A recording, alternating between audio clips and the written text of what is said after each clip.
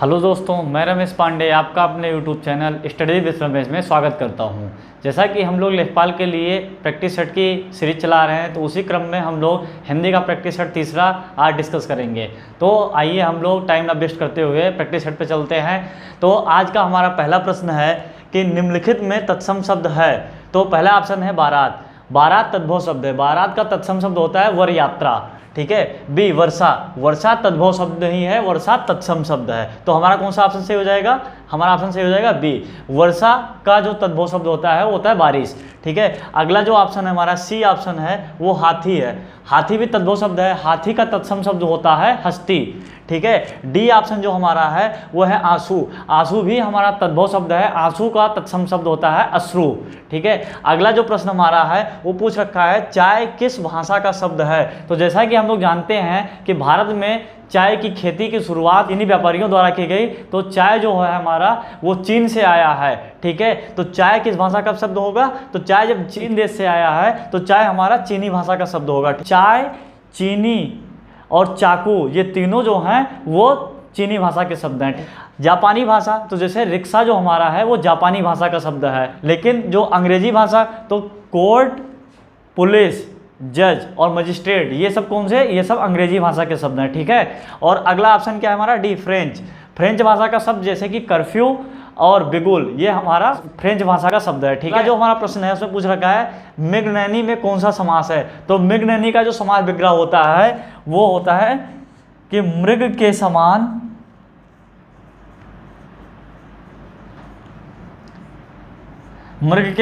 नयन वाली स्त्री।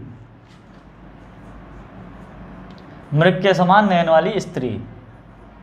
पूर्व पद जो है मृग के समान नयन वाला, ये किसकी विशेषता बता रहा है? ये स्त्री की विशेषता बता रहा है। ठीक है। तो यहाँ पे कौन सा समास हो जाएगा? यहाँ पे मृगनैनी में हो जाएगा कर्मधारय समास। जहाँ उत्तर पद की विशेषता पूर्व पद बताता है वहाँ पे कौन सा समास होता है? वहाँ पे कर्मधारय समास होता है। अगला प्रश्न जो हमारा है चक्रपाणी में समास होगा। तो चक्रपाणी का जो विग्रह होता है वो होता है चक्र है पाणी में जिसके। चक्र है पाणी में जिसके।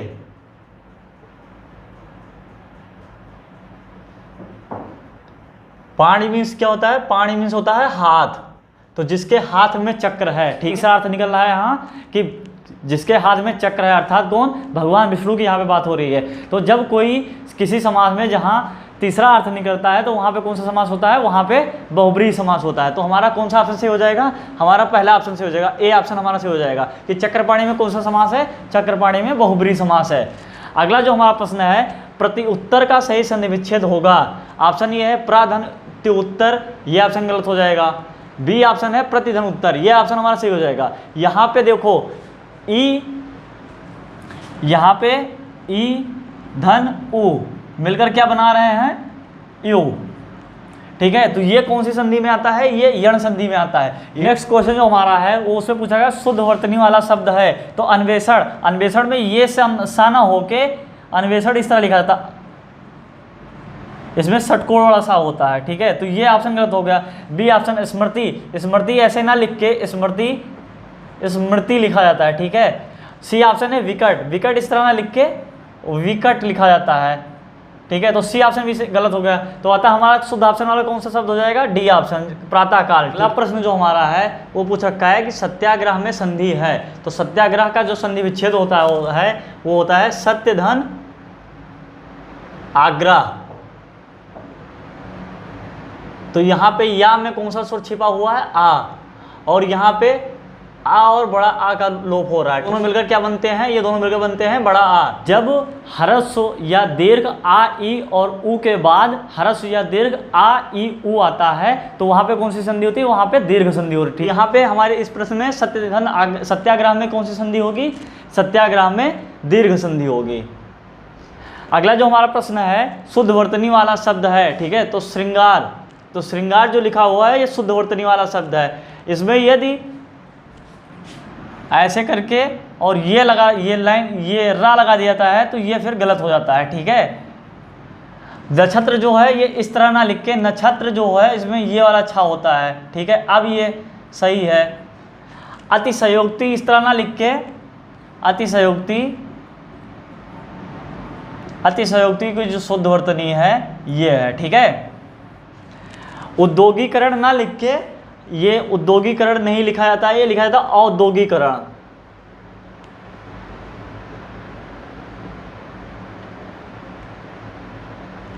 अगला जो प्रश्न है, निम्नलिखित में तद्भव शब्द बताइए। तो अद्य जो है ये आज का तत्सम शब्द है, आज है तद्भव और आज का जो तत्सम होता है वो अद्य होता है, ठीक है। श्रृंगाल जो है ये तत्सम होता है सियार का। भंडार जो है ये हम लोग का तद्भव शब्द है, क्योंकि भंडार का जो तत्सम शब्द होता है वो भंडार गृह होता है या भंडारगार होता है। और घोटक जो है यह घोड़े का तत्सम शब्द है। अगला जो प्रश्न है इसमें महान का स्त्रीलिंग शब्द है, तो महान का जो स्त्रीलिंग शब्द होता है वो होता है महती। तो हमारा कौन सा ऑप्शन सही हो जाएगा? हमारा सी ऑप्शन सही हो जाएगा। महान का जो स्त्रीलिंग शब्द है वो महती होता है, ठीक है। महोदया जो होता है वो महोदय का स्त्रीलिंग शब्द होता है। अगले प्रश्न में मैं बैट से खेल रहा हूँ में कारक पूछा है, ठीक है। तो मैं बैट से खेल रहा हूँ, यहाँ पे क्रिया के साधन की बात हो रही है या क्रिया के इंस्ट्रूमेंट की बात हो रही है। तो जहाँ पे क्रिया के साधन की बात होती है वहाँ पे कौन सा कारक होता है? वहाँ पे करण कारक होता है। इस ऑप्शन से हो जाएगा, सी ऑप्शन से हो जाएगा हमारा। कि अगला जो प्रश्न है वो संबंध कारक का चिन्ह पूछ रखा है, ठीक है। तो संबंध कारक का चिन्ह मतलब में पर किसका होता है? ये होता है अधिकरण कारक का। के लिए जो ये कारक चिन्ह होता है ये होता है संप्रदान का। रा री रे का की के और ना नी और ने, ये कारक चिन्ह जो होता है ये होता है संबंध का, ठीक है। और डी जो है से, ये कारक चिन्ह होता है अपादान और करण दोनों का। साधन से की बात की जाएगी तो वहां पे करण कारक होगा, और जब अलगाव की बात होगी पे कौन सा कारक होगा? वहां से जो कारक चिन्ह होगा वो अपादान का होगा। तो अगला जो प्रश्न हमारा है 13वां प्रश्न, उसमें पूछा है कि नेत्री शब्द का पुल्लिंग शब्द होगा। तो नेत्री शब्द का पुल्लिंग शब्द को पता है कि नेत्री शब्द का पुल्लिंग शब्द क्या होता है? नेता। सही हो जाएगा हमारा ए ऑप्शन से हो जाएगा। नेक्स्ट क्वेश्चन जो हमारा है, आली पर्यायवाची शब्द है। तो ये बहुत कंफ्यूजिंग सा क्वेश्चन होता है, क्योंकि अली और आली ये दोनों एक साथ में कंबाइन करके पूछते हैं, जबकि हम लोग इन दोनों को याद रखते हुए भी हमसे परीक्षा में इनमें गड़बड़ी हो जाती है, ठीक है। तो आली जो पर्यायवाची शब्द होता है वो होता है सखी का, और अली जो पर्यायवाची शब्द होता है वो होता है भौरे का, ठीक है। अली जो पर्यायवाची शब्द होता है वो होता है भौरे का, और आली जो पर्यायवाची शब्द होता है सखी का। अगला प्रश्न जो हमारा है, हर्ष का विलोम शब्द है। तो ए ऑप्शन है खेद, बी ऑप्शन है वेदना, और सी ऑप्शन है दुख, और डी ऑप्शन है विषाद। तो हर्ष का विलोम शब्द जो होता है वो होता है विषाद। तो हमारा डी ऑप्शन से हो जाएगा। नेक्स्ट क्वेश्चन जो है, बादल का पर्यायवाची है। तो जलद, बादल का पर्यायवाची क्या होता है? जलद। ए ऑप्शन ही से हो जाएगा। बी ऑप्शन है नदीस, नदीस पर्यायवाची होता है समुद्र का। सी वारिज, वारिज पर्यायवाची होता है कमल का, ठीक है। और डी ऑप्शन है नीरज, नीरज भी पर्यायवाची होता है कमल का। नेक्स्ट क्वेश्चन जो है वो है, धरती और आकाश के बीच का स्थान के लिए एक शब्द होगा। धरती और आकाश के बीच के स्थान के लिए एक शब्द हम लोग क्या प्रयुक्त करते हैं? तो ए ऑप्शन है आसमान। तो आकाश का पर्यायवाची है आसमान, इसलिए ए ऑप्शन गलत हो गया, ठीक है। बी ऑप्शन है अंतरिक्ष। तो धरती और आकाश के बीच का जो स्थान होता है उसको हम लोग अंतरिक्ष बोलते हैं, ठीक है। तो हमारा इसमें कौन सा ऑप्शन से हो जाएगा? इसमें हम लोग का बी ऑप्शन से हो जाएगा। अपरिमेय होता है वो जिसको नापा ना जा सके, ये भी ऑप्शन गलत हो जाएगा। और डी ऑप्शन हमारा अनवरत। अनवरत वो होता है जो सदा से चला आ रहा हो, मतलब जो बहुत पहले से चला आ रहा हो उसको बोलते हैं अनवरत, ठीक। अगला प्रश्न जो हमारा है, जीवन और साहित्य का घोर संबंध है। अंडरलाइन क्या हुआ है? तो घोर यहाँ गलत है, ठीक है। अब इस जो ऑप्शन दे रखे हैं इनमें से हमें सही विकल्प चूज करना है, ठीक है। तो पहला ऑप्शन कौन सा है? ए कठिन। तो जीवन और साहित्य का कठिन संबंध है, ठीक है। तो ये गलत हो जाएगा, ए ऑप्शन गलत हो जाएगा। जीवन और साहित्य का निर्मल संबंध है, बी ऑप्शन भी गलत हो जाएगा। सी ऑप्शन है जीवन और साहित्य का घनिष्ठ संबंध है, ठीक है। मतलब जीवन और साहित्य एक दूसरे के परस्पर बहुत अच्छा संबंध है, ठीक। हमारा कौन सा ऑप्शन से हो जाएगा? हमारा सी ऑप्शन से हो जाएगा कि जीवन और साहित्य का घनिष्ठ संबंध है। अगला प्रश्न हमारा त्रुटि से संबंधित है।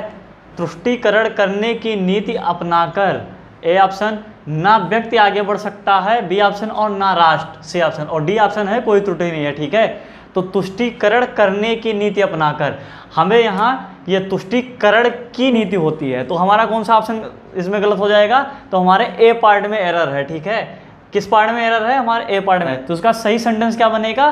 तुष्टीकरण की नीति अपनाकर ना व्यक्ति आगे बढ़ सकता है और ना ही राष्ट्र। अगला जो प्रश्न हमारा है वो शुद्ध वाक्य का चयन करना है। गाने की कसरत करता हूँ, बी ऑप्शन है मैं गाने का शौक कर रहा हूँ, और सी ऑप्शन है मैं गाने का व्यायाम करता हूँ, और डी ऑप्शन है मैं गाने का अभ्यास करता हूँ, ठीक है। तो कसरत और व्यायाम ये दोनों शरीर का किया जाता है, ठीक है। और मैं गाने का शौक कर रहा हूँ, शौक किसी वस्तु का किया जाता है, शौक किसी वस्तु का किया जाता है, ठीक है। और मैं गाने का अभ्यास करता हूँ, किसी भी कला का हमेशा अभ्यास किया जाता है। तो प्रश्न हमारा है अपना उल्लू सीधा करना मुहावरे का अर्थ है, तो डी ऑप्शन हमारा सही हो जाएगा क्या? कि अपना उल्लू सीधा करना मुहावरे का अर्थ क्या होगा? बेवकूफ़ बनाकर अपना काम निकालना।